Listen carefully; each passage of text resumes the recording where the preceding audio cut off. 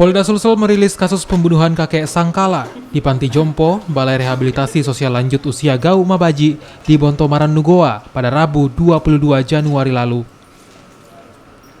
Pelaku yang tak lain adalah rekan sekamar korban berinisial IA, 62 tahun. Pelaku menganiaya korban hingga meninggal karena tidak mengindahkan teguran untuk tidak membuang air kecil dan kotoran di lantai kamar. Polisi juga menyita gunting, pisau, dan pakaian korban, serta potongan batu bata merah di dekat pintu kamar yang digunakan untuk memukul bagian kepala korban.